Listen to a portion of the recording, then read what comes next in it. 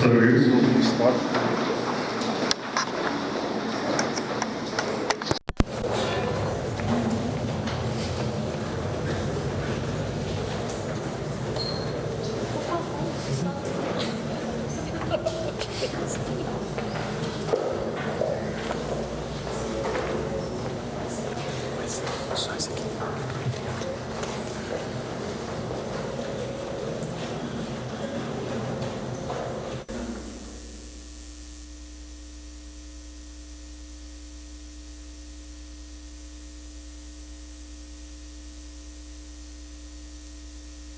Agora sim. Uma boa tarde a todos. Meu nome é Wilson, eu sou pastor da Igreja Aliança Vista Verde, que fica na cidade de São José dos Campos, em São Paulo. E eu já queria conversar um pouquinho com vocês daquilo que eu considero ser a maior dificuldade que a igreja tem em compartilhar o Evangelho. E pensando um pouquinho nisso, na questão de dificuldade, eu queria fazer uma pergunta para você, para que a gente pudesse refletir nesse assunto.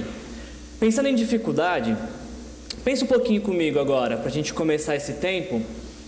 O que você seria capaz de fazer? O que você seria capaz de fazer se no seu vocabulário não existisse a palavra limites? E veja bem, eu não estou pensando na questão de superar limites, da pessoa que luta e consegue vencer os obstáculos. Não estou pensando nisso. Eu estou pensando como se simplesmente não houvesse nada na sua vida e na minha vida que nos impedíssemos de fazer aquilo que precisamos fazer. Eu estou pensando mais ou menos em uma corrida de obstáculos sem obstáculos. Como seria a sua vida se não tivesse absolutamente nada que impedisse você de fazer aquilo que você precisa fazer? Como seriam as nossas vidas se tivéssemos todos os meios essenciais para alcançar os fins necessários? Eu estou fazendo essas perguntas para te colocar no contexto dessa nossa reflexão, e quando eu estou pensando nessa história, eu estou me lembrando de um personagem bíblico.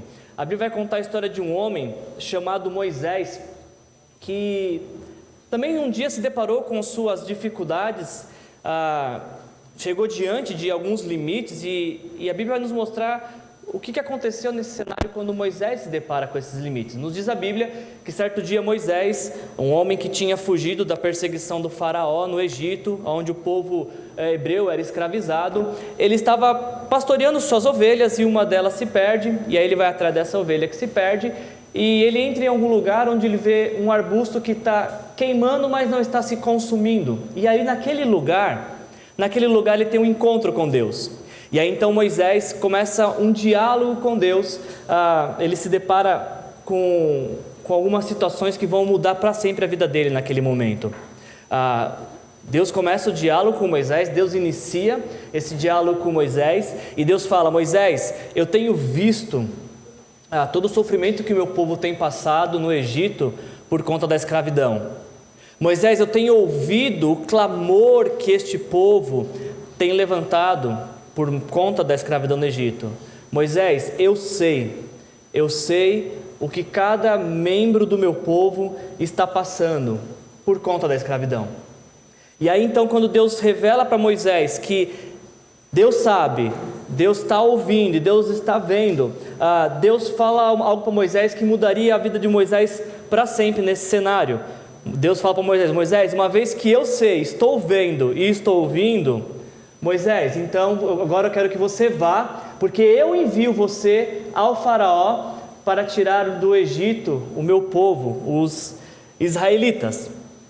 E a partir desse momento na narrativa bíblica, Moisés já não é mais apenas o ouvinte do plano da salvação de Deus. Ele não é mais ouvinte. Quando Deus o convoca e o envia, agora, além de ouvinte do plano da salvação, Moisés também seria um instrumento que Deus usaria para que essa salvação pudesse alcançar este povo. Deus tinha um plano de salvar o povo e estava contando com a participação de Moisés nesse plano. E aí, diante desse tamanho privilégio de poder fazer parte de algo que Deus queria fazer na história de um povo sofredor, Moisés diz para Deus: quem sou eu quem sou eu para apresentar-me ao faraó e tirar os israelitas do Egito? Moisés se depara com as suas limitações. Ele olha para o tamanho da missão, para todo o trabalho que ia dar a missão, e ele se depara com suas limitações, e a conclusão que ele chega entre o tamanho da missão e suas limitações é que ele não tinha condições de poder executar esta missão. E aí então é muito interessante em Êxodo capítulo 3, o diálogo de Deus e Moisés. Moisés falando para Deus porque ele não poderia, como ele é limitado para cumprir a missão de salvação, e Deus de alguma maneira mostrando para Moisés que Moisés, eu não estou contando com você. Você acha que eu estou contando com você? Eu estou contando com aquilo que eu posso fazer através de você, o que é completamente diferente. E aí então Moisés fala para Deus: Deus, mas quem sou eu para me apresentar diante do faraó? E Deus fala para Moisés: Moisés, eu vou estar com você. A questão não é você, Moisés, sou eu estarei com você.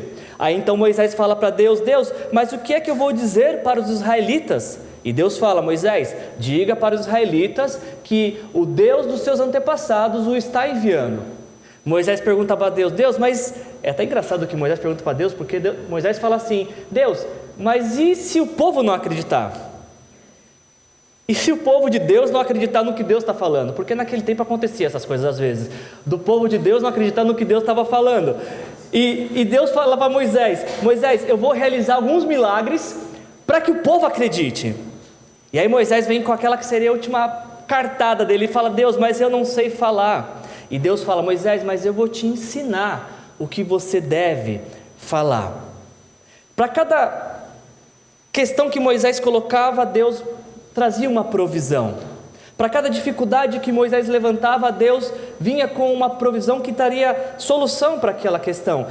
Quando a gente está pensando na missão que foi apresentada para Moisés, de fato Moisés não tinha condição de executá-la. Ela estava muito acima das competências de Moisés, mas tudo aquilo que Moisés precisasse e precisaria para executar essa missão, Deus estaria provendo, Deus estaria suprindo Moisés para que essa missão fosse bem sucedida. De fato a missão não seria fácil, mas os recursos para a execução da missão seriam inesgotáveis, porque eles viriam do próprio Deus.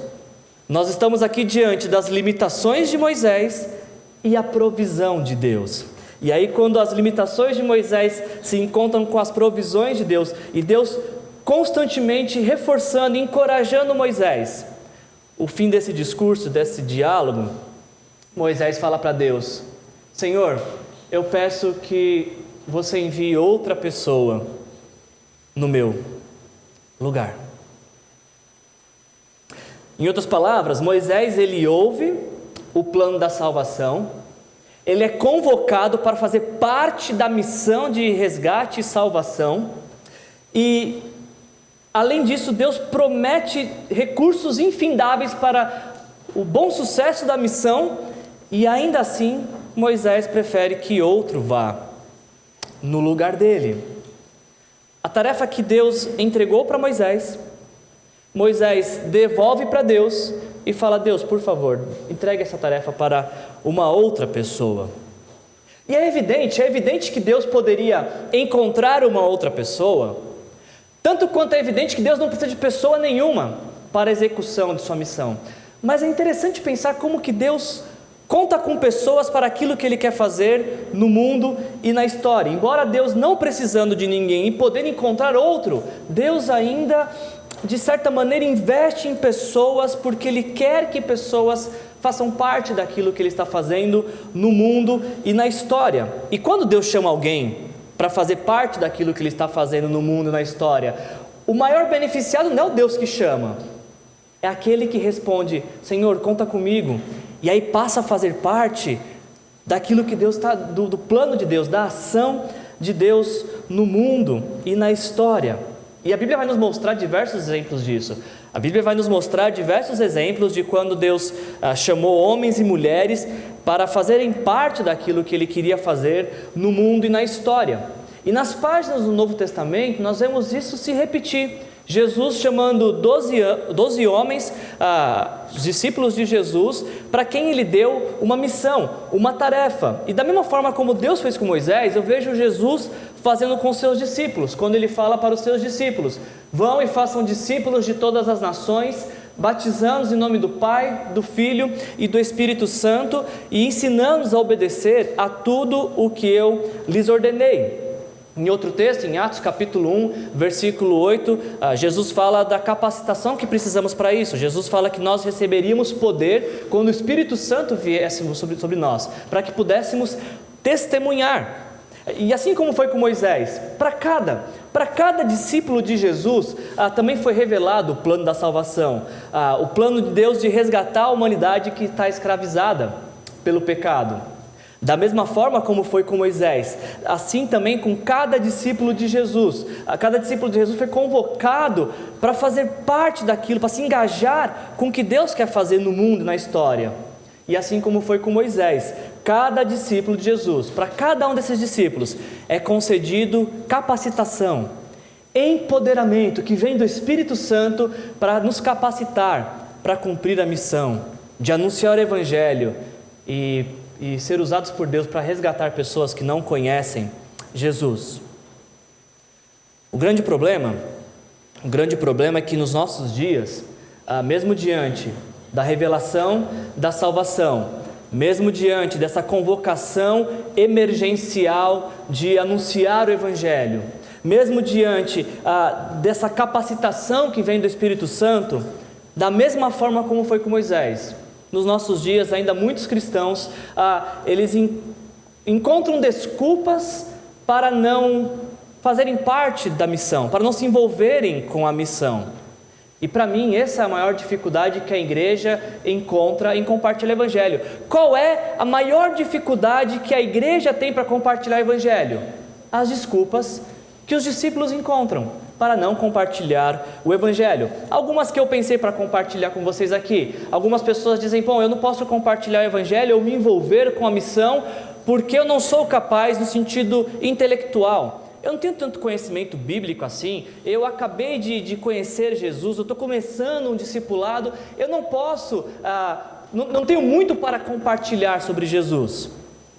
É interessante que a Bíblia vai falar de encontros que Jesus teve na Bíblia com pessoas também que não tinham um fundo histórico cristão, que não conheciam absolutamente nada da palavra, mas se tornaram grandes instrumentos de Deus. Eu me lembro de um caso agora em Marcos capítulo 5, quando Jesus encontra com um endemoniado e liberta este homem, e Jesus fala para esse homem: agora você volta para a tua casa e anuncia o que Deus fez por você. Esse homem não conhecia a Bíblia, ele não conhecia João 3,16, a única coisa que ele sabia era aquilo que Jesus tinha feito por ele.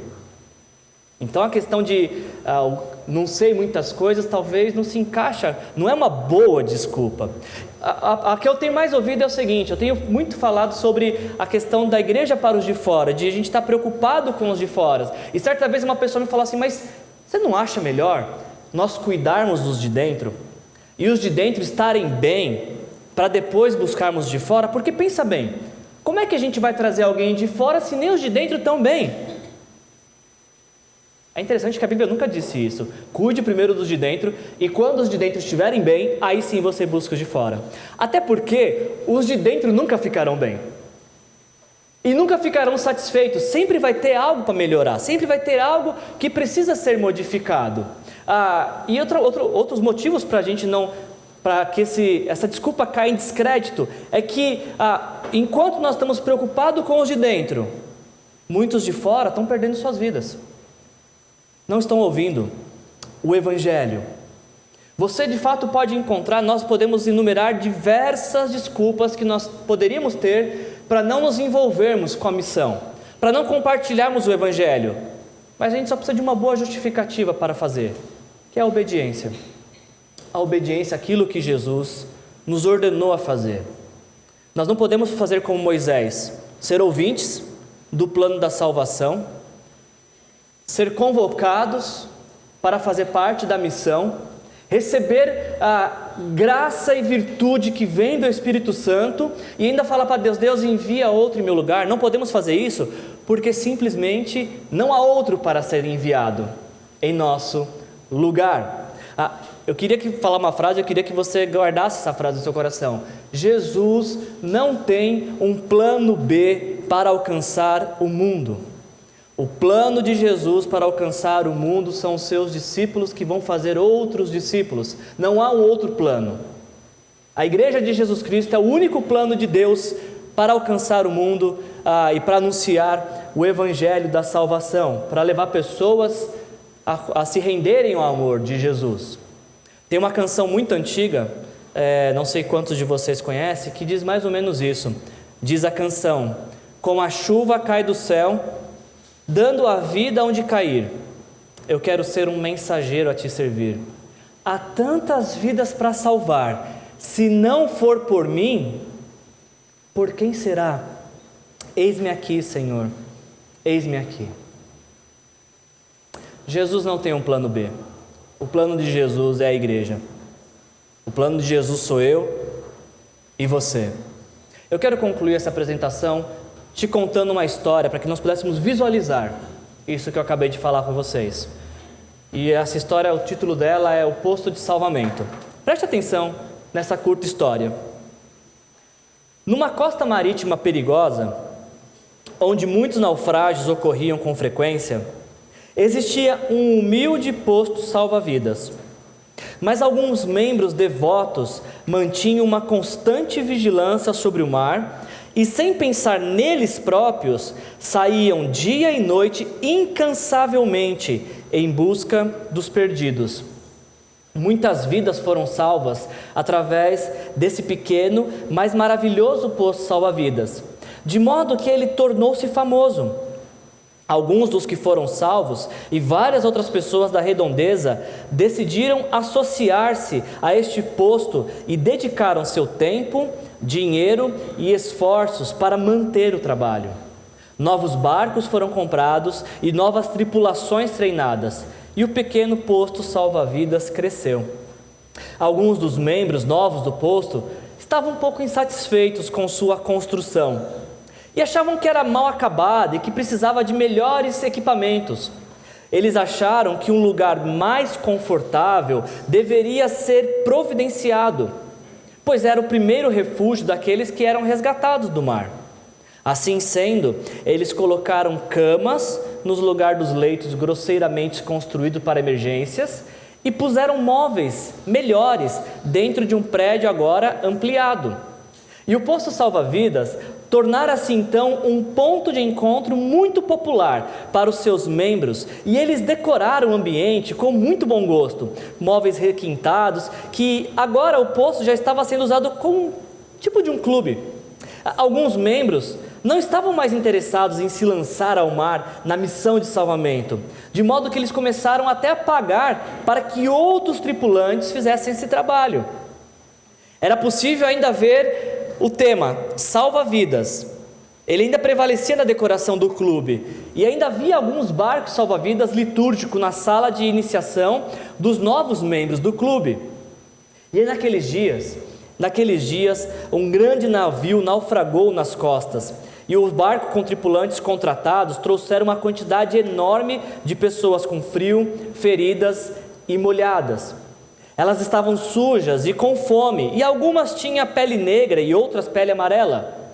E aquele clube adorável, tenta imaginar a cena, aquele clube adorável virou uma desordem, a ponto que o comitê de obras mandou construir um banheiro fora do clube, onde as vítimas dos naufrágios eram lavadas e limpas antes de entrarem no clube. E aí, na reunião seguinte, por conta desse tumulto, houve uma divisão entre os membros do clube. A maior parte dos membros queria parar com as atividades de salvamento do clube por serem desagradáveis e um incômodo para as atividades sociais do clube. Alguns membros insistiram nos resgates de vidas como objetivo principal e salientaram que a entidade ainda era chamada de posto salva-vidas. Era importante se lembrar, ainda nos chamamos posto salva-vidas. Mas no final eles foram derrotados em votação, e a diretoria disse para esse grupo que se eles quisessem continuar salvando vidas, eles teriam que fundar um outro posto para eles naquela região. E foi o que eles fizeram. Eles foram e fundaram então um outro posto. Só que, conforme foi passando o tempo, o novo posto experimentou as mesmas mudanças que aconteceu no anterior. O posto evoluiu até se tornar um clube também. E mais uma vez, um outro posto salva-vida foi fundado. E essa história, ela continuou a se repetir, continuou a se repetir. E se você passar por aquela região costeira hoje, você vai encontrar um grande número de clubes exclusivos ao longo da orla do mar. Ainda acontecem naufrágios com frequência naquelas águas, mas a maioria das pessoas acaba morrendo afogada. O que está em jogo não é se nós temos condições de fazer a missão, porque para fazer a missão nós recebemos capacitação que vem do alto. Nós já conhecemos o plano da salvação, já ouvimos a convocação, temos tudo o que precisamos para cumprir a missão, temos tudo o que precisamos para anunciar sobre a morte e ressurreição de Jesus Cristo. O que está diante de nós não é o nosso tempo disponível, se temos ou não recursos, dons, talentos ou conhecimento. O que está diante de nós nesta tarde é se nós daremos um jeito ou se nós daremos uma desculpa. Que Deus nos abençoe.